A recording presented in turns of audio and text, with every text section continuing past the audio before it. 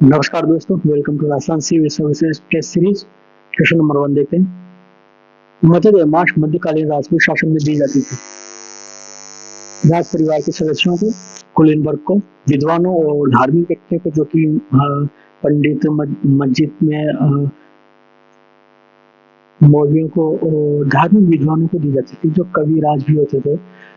उसके अलावा नौकरी करने वाले वर्ग व्यक्तियों को, अर्थात जो गवर्नमेंट सर्वेंट होते थे उनको, किनको दी जाती थी? मध्य देमास मध्यकालीन राजपूतों में किसको दी जाती थी?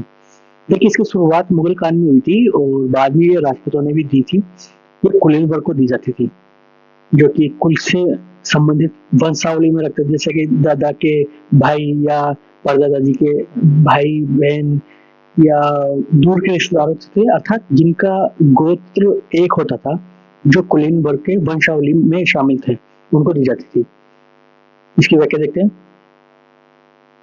मध्यदेमाश मध्यकालीन राजपूत शासन में दी जाने वाला अनुदान था। मध्यदेमाश मध्यकालीन भारत, विशेषकर मुगल काल में विद्वानों, धार्मिक पुरुषों और राज्य सेवा में लगे लोगों को दिया जाता था। ठीक है, यह अधिकारी मुगल के विद्वानों को गुजर भत्ता और सदर के बारे में दिया हुआ है। ये इस पैराग्राफ में सदर नाम दिया हुआ है, जहाँ जागीरदारों को नगद वेतन के बदले राजस्व का काम दिया जाता था। अगला क्वेश्चन देखते हैं। खालसा क्षेत्र में स्थायी भूमि प्राप्त किसानों को किस नाम से जाना जाता था? बापीदार और विश्वासदार, गेवती, रैयत और पहिकास्त। देखिए, इसका जो बापीदार और विश्वासदार, बापीदार का एक शब्द प्रारूप है पिता का, बाप या फिर पिता। विश्वासदार मतलब विश्व, जो विश्वास लायक होता है, जो जिन पर विश्वास होता था। स्थायी भूमि प्राप्त किसानों को स्थायी भूमि। ठीक है, इसकी व्याख्या देखते हैं।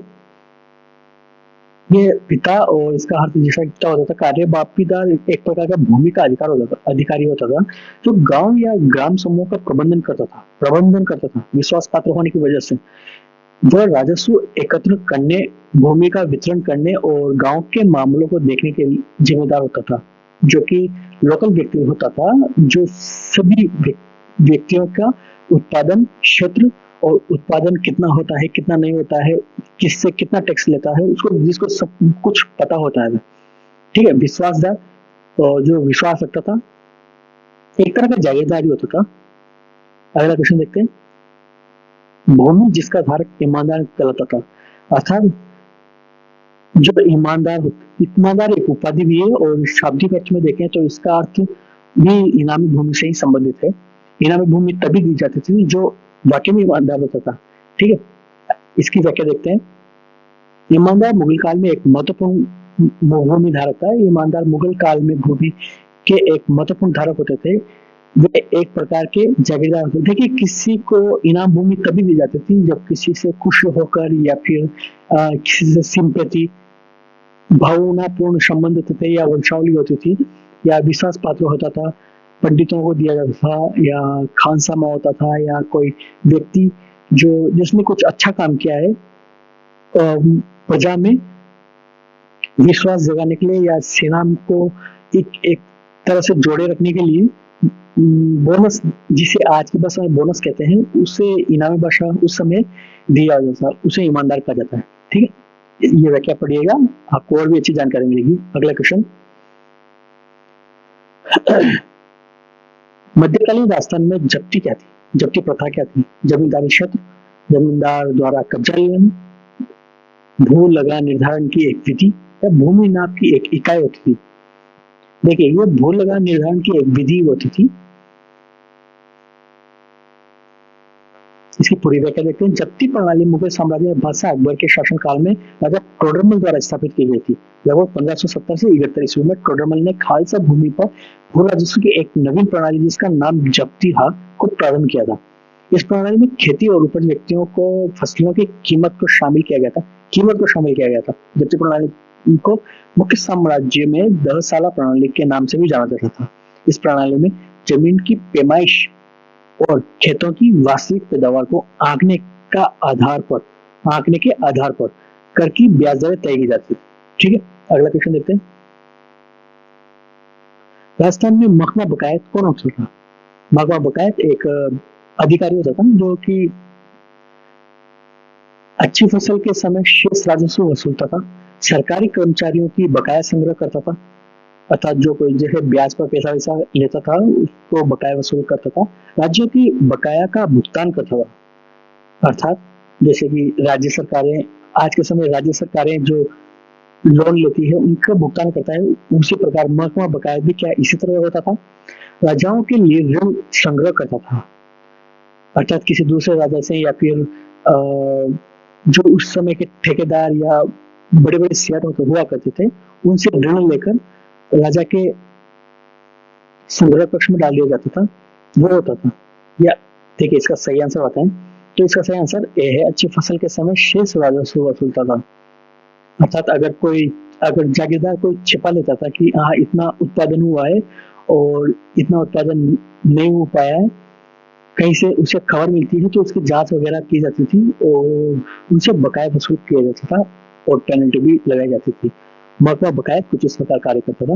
अगला क्वेश्चन, इसकी व्याख्या देखते हैं। मेवाड़ राज्य में महकमा खास एक न्यायिक प्रणाली है, सर्वोच्च न्यायालय था, जिसकी स्थापना महाराणा शंभू सिंह ने 1869 में की थी। महाराणा शंभू सिंह उदयपुर रियासत के महाराणा थे और संसाधनों में सुधार, प्रशासनिक संसाधन जो उनके अर्थात प्रशासन में जो इंस्ट्रूमेंट वगैरह जो काम में लिए जाते थे वे सुधार के लिए एक नियम और कार्यालय बनाए।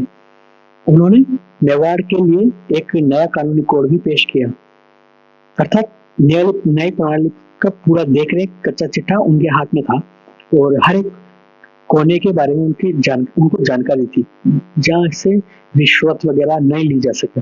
मगर बकायद अच्छी फसल के समय शेष राजस्व वसूलता था, ठीक है। रिश्वत वगैरह का किसी तरह का कोई मामला नहीं था क्योंकि राजा खुद देखता था इसको। अगला क्वेश्चन, भू राजस्व कर्मचारी जो अवैध रकम वसूलता था, अवैध रकम मतलब कुछ जमींदार, जैसे कि जमींदारों के पास व्यक्ति होते थे जो,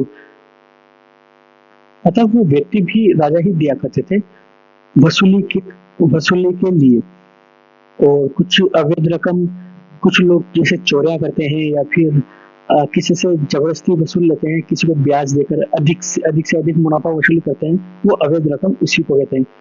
वो कर्मचारी कौन होता था?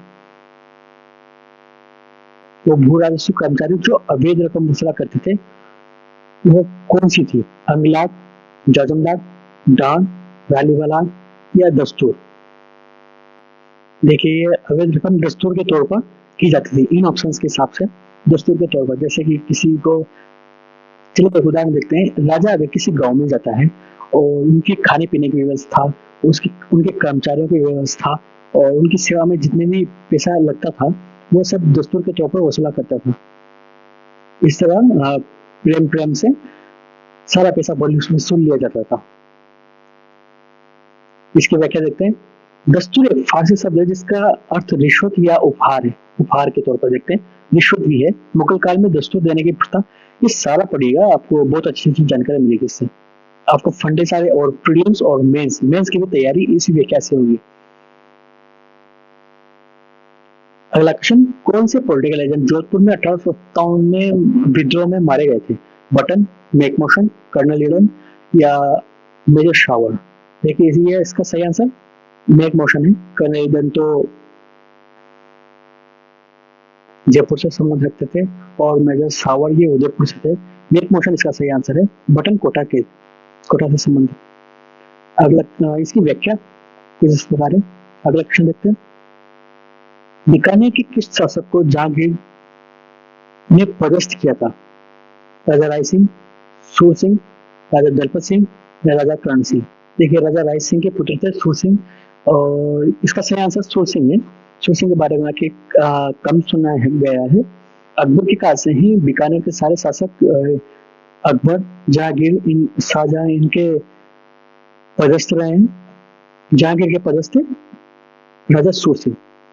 इसकी व्याख्या कुछ इस प्रकार है।